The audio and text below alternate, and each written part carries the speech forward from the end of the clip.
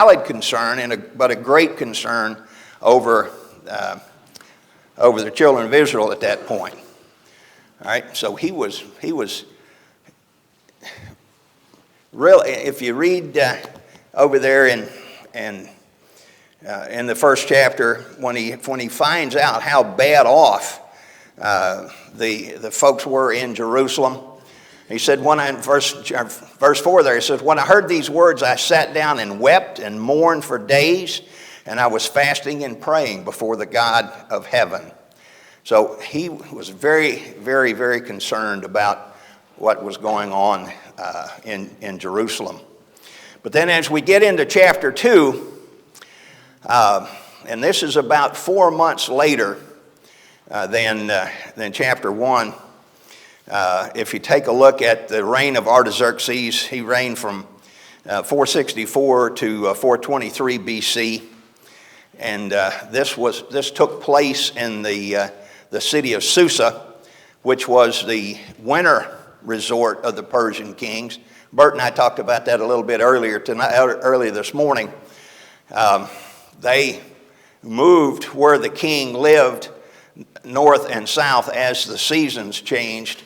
And apparently, Susa was a nice, warm, comfortable, or more comfortable at least, place to live in the wintertime.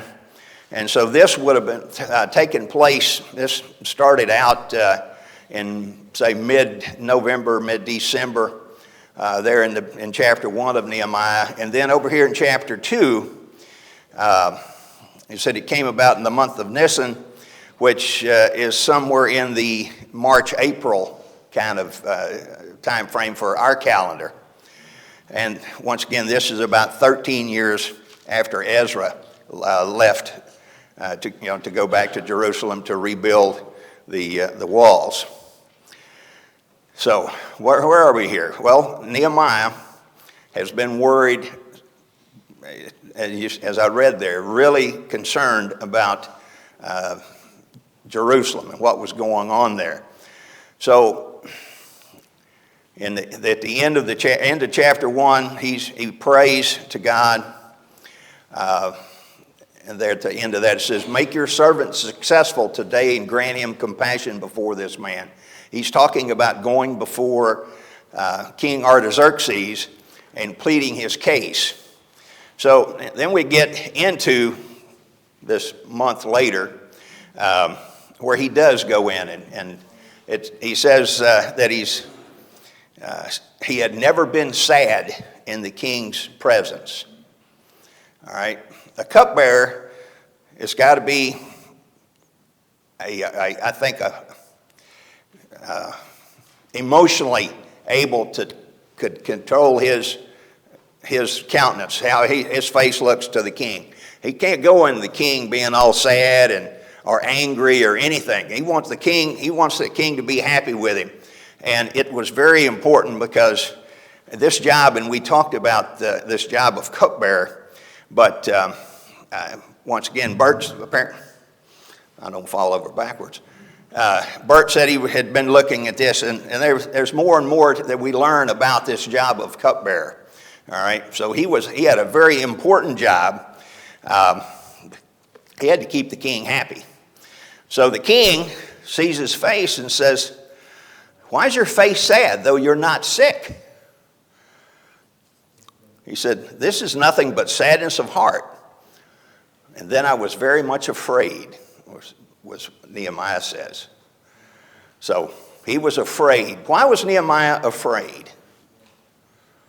Well, we talked a little bit about if you make the king mad, if the king's unhappy with you, it could be very serious consequences for you. But based on what we learned about him, what other reasons might he have of being afraid? Who could he be afraid for?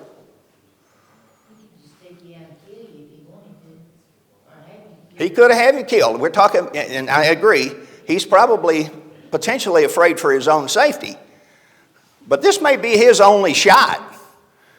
If when he comes to the king and makes his proposal to go back to Jerusalem, if he flubs this, if he blows it, they may be done.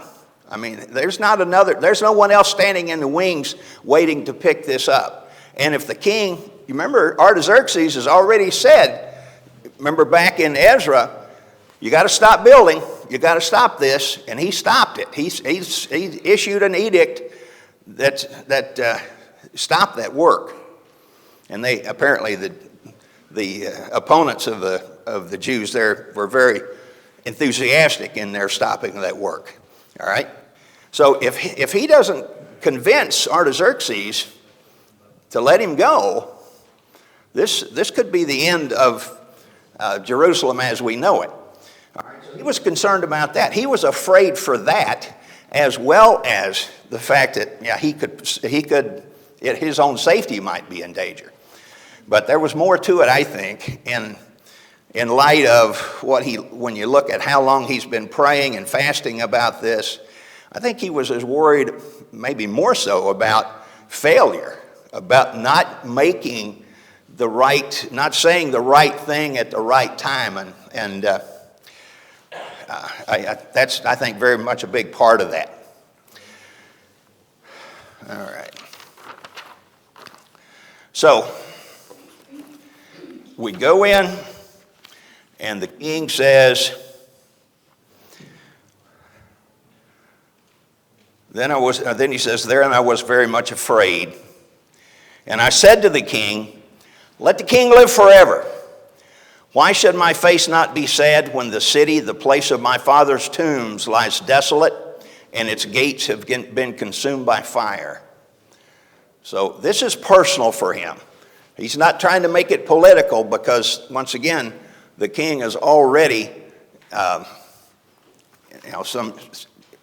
already stopped the work in Jerusalem. You notice he doesn't mention Jerusalem here. He says the city of my fathers. Is that right? Or when the place of my father's tombs. All right. So he's making this very personal to Artaxerxes. And then the king said to me, "What do you request? What do you want?" And then what did he do? He prayed.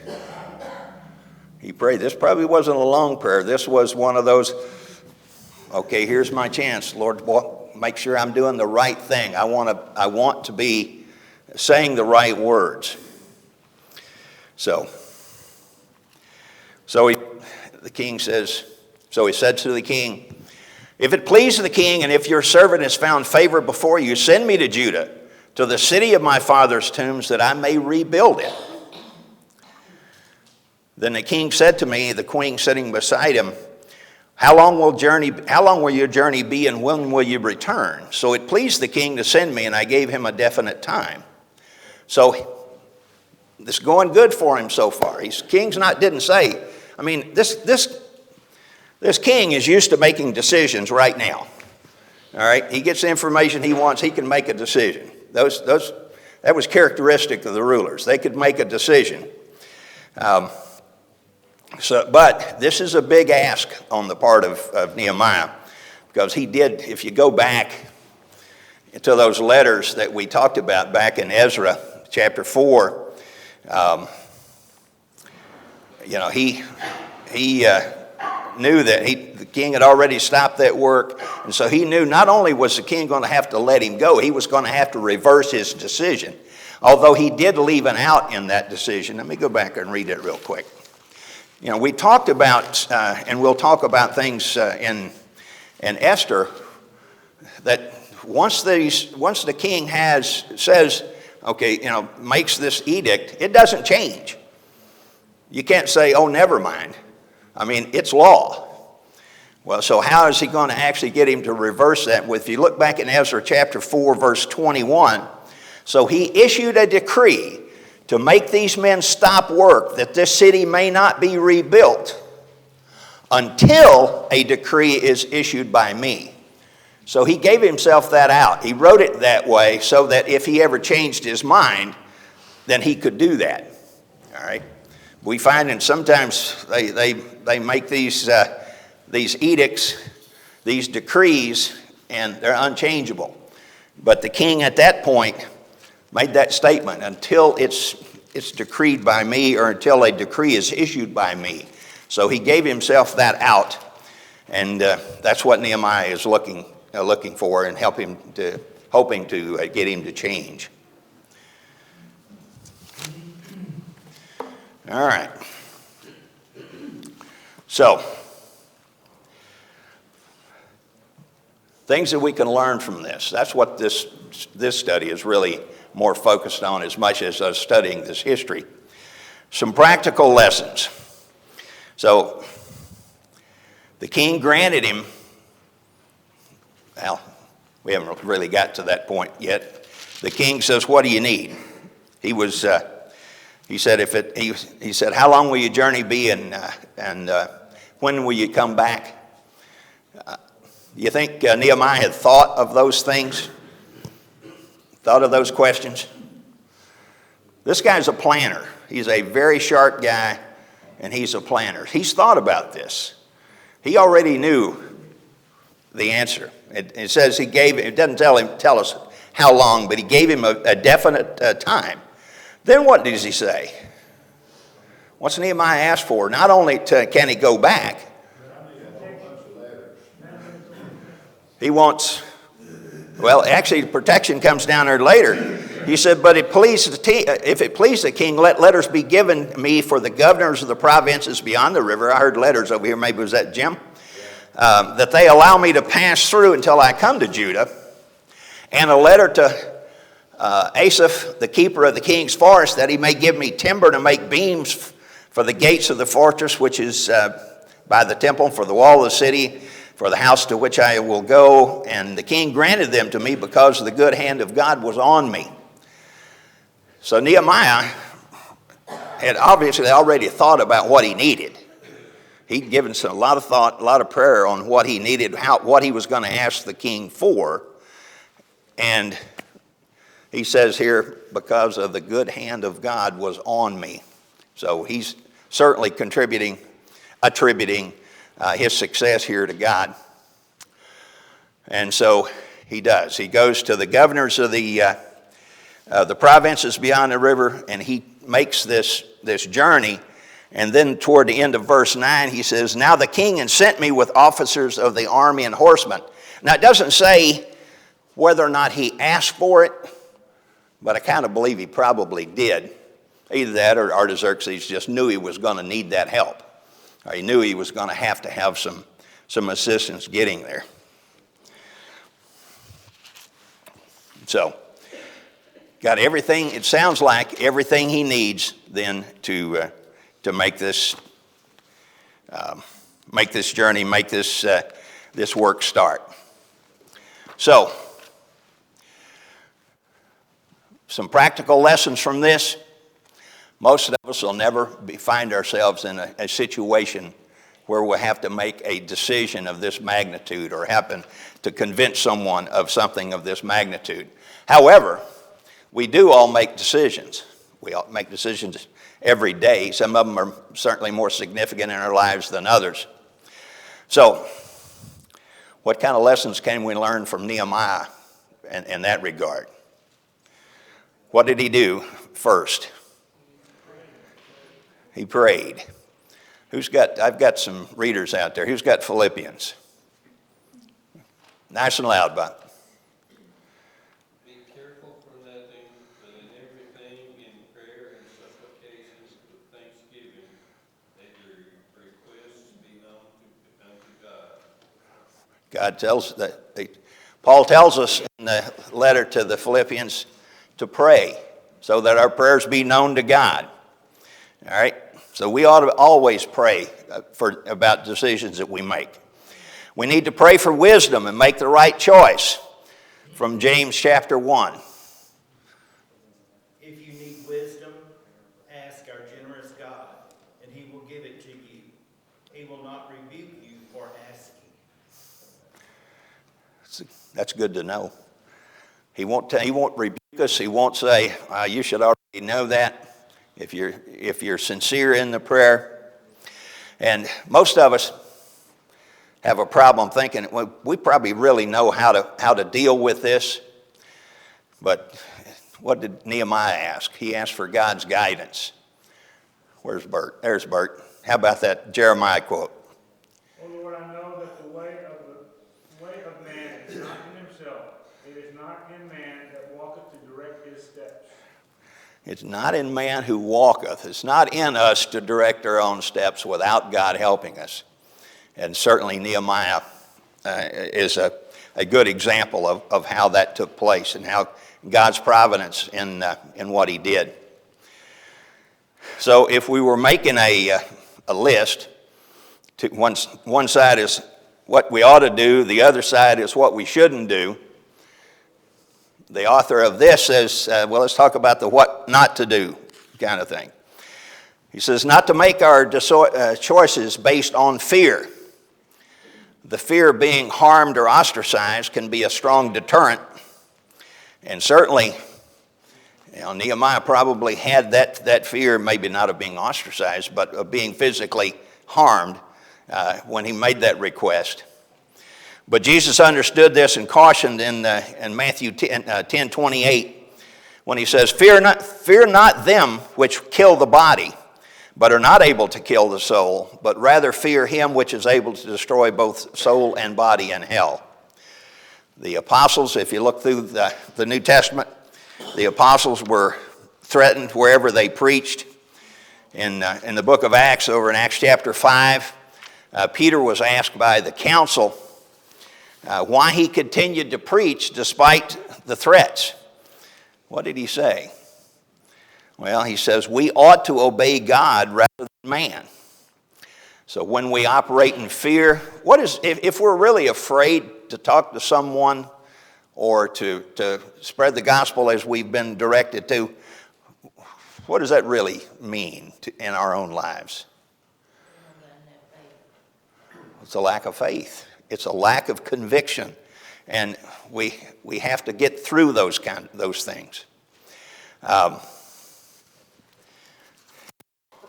Let me turn over. I didn't give this one to anyone. It's actually more than that, I think. Go ahead. It's cowardice on our part when we don't do that. It's Cowardice when we don't do that. okay. But what are you afraid of? Yeah, what are you afraid of? For us being afraid, if you read in Revelation 21:8, but the fearful, the unbelieving, the abominable, and murderers, and whoremongers, and sorcerers, and idolaters, and all liars, have their part in the lake which burneth with fire and brimstone, which is the second death. So if we're cowardice, if we're fearful about spreading the gospel, where are we going to end up? We're going to end up here with the fearful? Doesn't sound good, does it? Doesn't sound very good. Doesn't sound good. Okay. If you take a look over in Matthew 28:19.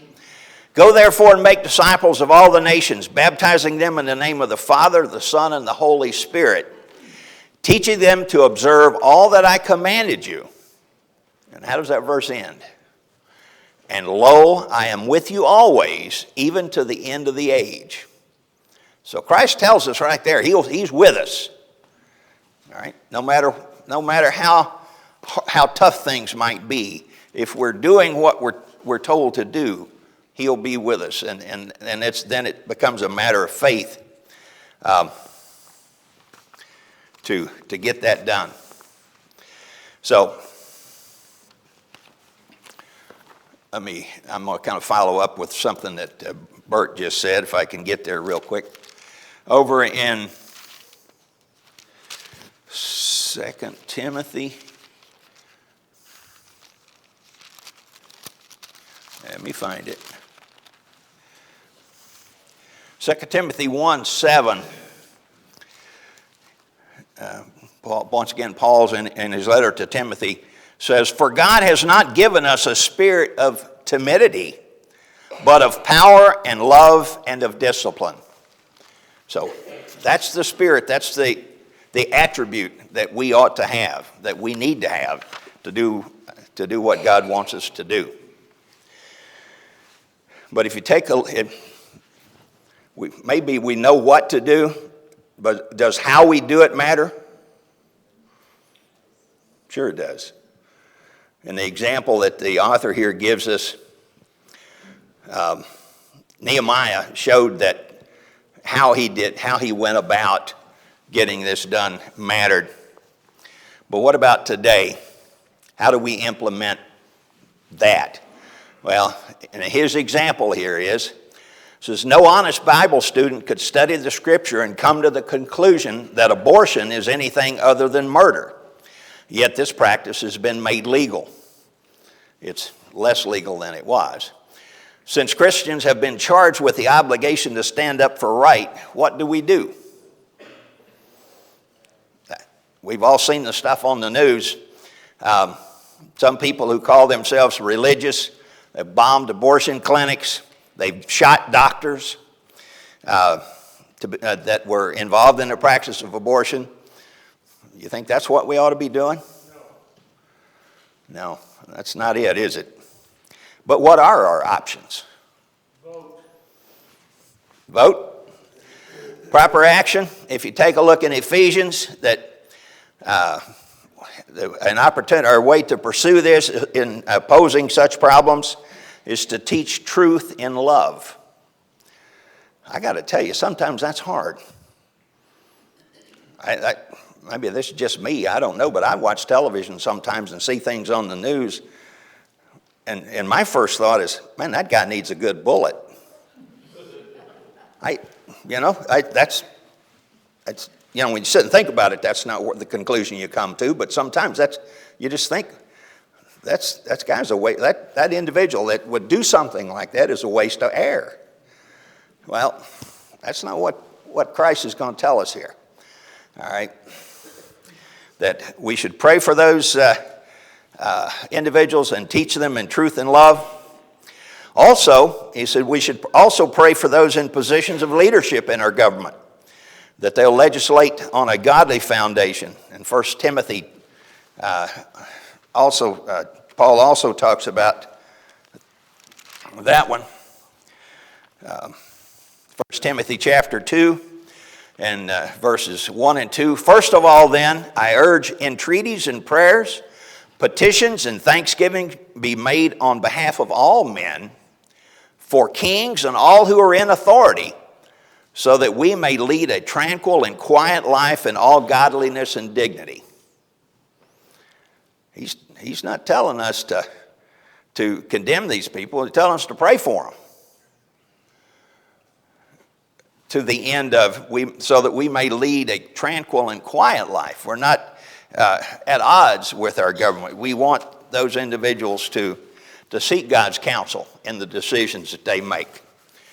Sometimes it's evident to us they don't, but that's our prayer.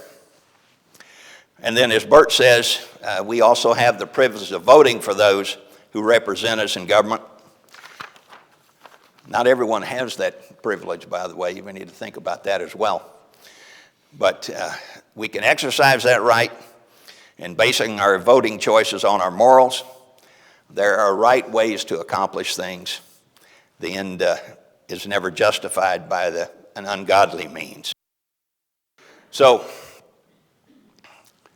Nehemiah gets to, let me get back to that again.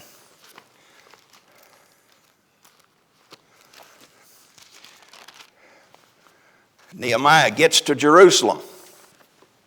And what does he do? He rests. For a couple of days, 3 days it says, and then what's he do? Sneaked out to look at the wall. He didn't want anybody to know what he was doing. He went through the dung report. That's pretty bad. It says he arose at night, and I and a few men with me. I didn't tell anyone what my God was putting into my mind to do for Jerusalem, and there was no animal with me except the animal which I was riding. So he and a very few people, it doesn't say how many, few men, went out and they started basically scouting, trying to figure out what needed to be done. He says, so I went out at night by the valley gate in the direction of Dragon's Well and on to the refuge gate, inspecting the walls of Jerusalem, which were broken down, and its gates, which were consumed by fire. And I passed on to the fountain gate and to the king's pool. So he goes through his journey. I wish I had a big map of the city, of the old city, so we could kind of follow where he went.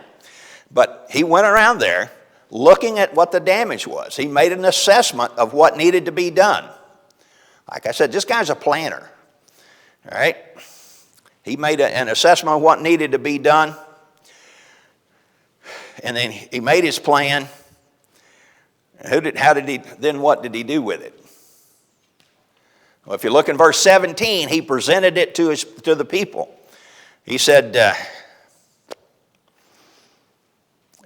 16 says, the officials didn't know where I had gone or what I had done, nor had I as yet told the Jews, the priests, the nobles, the officials, or the rest of who did the work. He hadn't told anybody yet.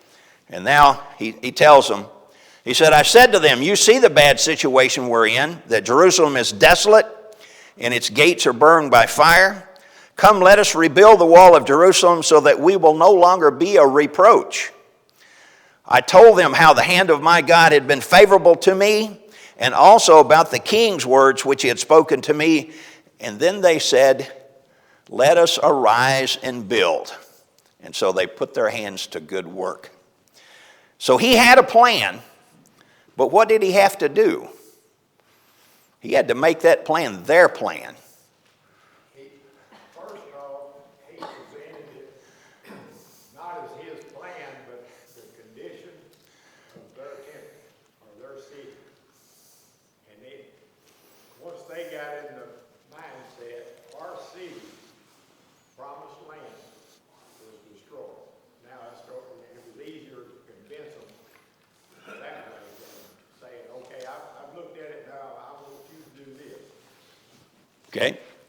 And he also told them it wasn't just he that wanted them to do it. God wanted them to do it, and the king wanted them to do it. All right? So he sold this as it turned in from the plan he had made with God's help and with the king's help into their plan. So he had to get buy-in with this. This is going to be a lot of work. All right? And he had to get buy-in from these folks, from everyone there. So he pointed out to the Jews that not only had the blessing of the king, they had the blessing of the king, but they also had the blessing of God. That would have been a speech I'd like to have heard, I think, because he really turned it around for these people.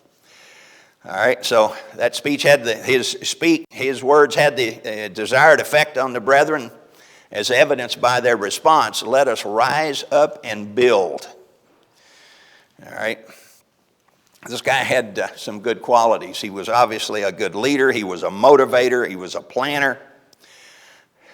And if we, and I'm not going to go there just yet, but if we look forward into this book, Jim pointed out last week that someone was really planning. All right.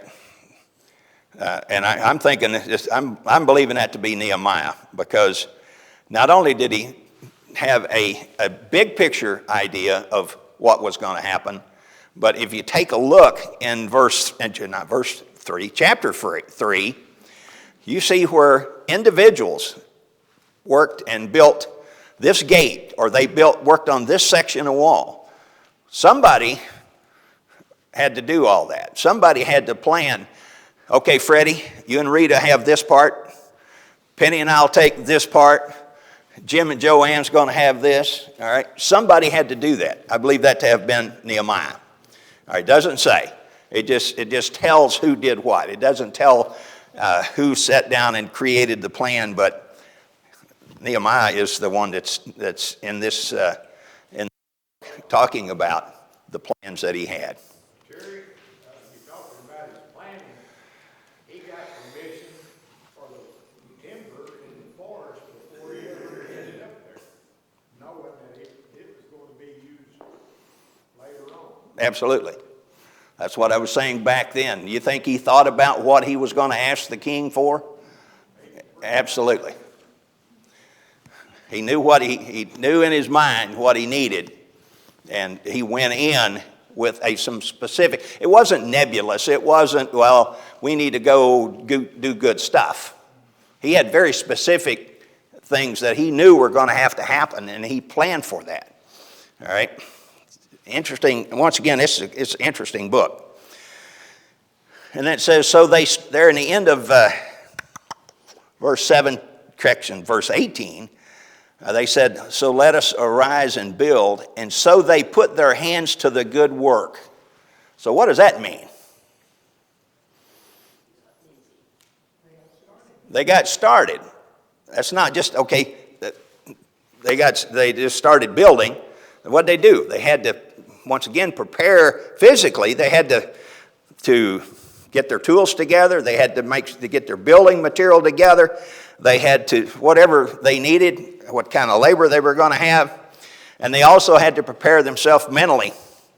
These guys knew before they left Babylon that besides rebuilding the temple and mustering up and rebuilding the temple, rebuilding the walls, that was going to be a tough work. So there was some mental toughness involved here.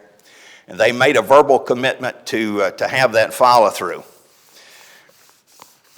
Verbal commitments and follow through. That's another piece of this. So they made that commitment, and they did follow through with it. But the writer here says, do you know the riddle about 5 crows sitting on a limb? 3 of the crows decided to fly away. How many crows are left on the limb? 5 of them. Because even though they decided, they didn't do anything. They just sat there. Well, they committed to doing it, but it's a nice day. Let's just sit here on the limb. All right? So, is that typical of human behavior? Well, yeah, probably. For these people, there had to have been a lot of soul searching going on among these men. A lot of maybe encouraging talk. This is to get one another, inspired to do that work. In Hebrews chapter 10, verse 24, it says, let us consider one another to provoke or to stimulate, depending on your Bible, unto love and to good works. We got to provoke one another, to stimulate one another, help encourage one another. So Nehemiah did godly things in godly ways. He was courageous. He was a good planner. He was apparently a good motivator. But did everybody like what he was doing? There's always a no there, isn't there? Not everybody is going to go along. So who did he have detracting? He had serious opposition from Sanballat and Tobiah. Okay. I skipped over that deliberately, but if we went back to verse 10, and I'll go with your pronunciation. Sanballat, whatever, the Horonite, and Tobiah, the Ammonite, when they heard about it, it was very displeasing to them that someone had come to seek the welfare of the sons of Israel. Okay, they were just mad because somebody was coming to help the Jews out. And they were going to actually organize a fighting force. Absolutely.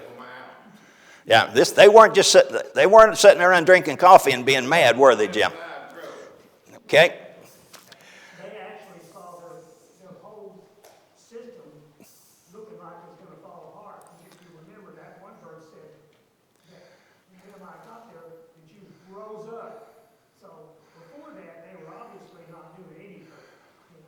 Well, yeah. Start out with they've been directed by the king to stop. And apparently, if you read into those verses, the people that wanted them to stop enforced that very, very vigorously. All right, because you see the word that they not only stopped them, they tore down the stuff that they had done. You know, now Nehemiah, you've mentioned several times how true he was. He met with Sanballat and Tobiah's forces 5 times. And all the while, he was, and his people were building that wall vigorously, it says. They were really getting it done before the opposition could get organized. And over in verse 19, and we're going to get to what Jim says, oh, it can't be time. I got a lot more to say. All right, well, let's look at verse 19. And when Sanballat the Horonite and Tobiah the Ammonite, and this guy wasn't mentioned in the other, Geshem the Arab heard about it, they mocked us and despised us and said, "What is this thing you're doing? Are you rebelling against the king?" So I answered them and said to them, "The God of heaven will give us success. Therefore we, his servants, will arise and build. But you have no portion, right, or memorial in Jerusalem. So we're going to do it. You got nothing to do with it." All right? They obviously didn't want this to happen. I don't know about Geshem. I don't know what his motivation was, but the first two, they were just angry that anybody would do anything to help the Jews. All right? They just, how does it say? That they were angry that someone had come to seek the welfare of the sons of Israel. All right, so they didn't want any good thing to happen to the Jews.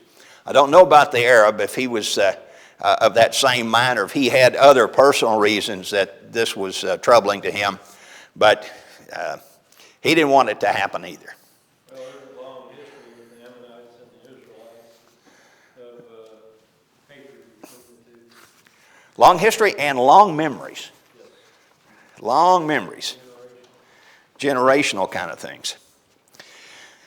Well, I'm going to stop here in just a second, but I had some questions. I took the questions out of the back of the book. There's copies of them back there. And I'll just read the questions. You don't have to answer, but just kind of give this some thought. First one is, give examples where fear paralyzed God's people from doing his will. Second one is, what are some ways we might erase what we do by the way we do it? What was there about Nehemiah that motivated the Jews to commit to build the walls and the gates of Jerusalem, a work that they had put off for years? And what makes an individual vulnerable to criticism? This question's to think about. All right. The bell says I don't have any more time, so we'll take this up again next week. Thank you.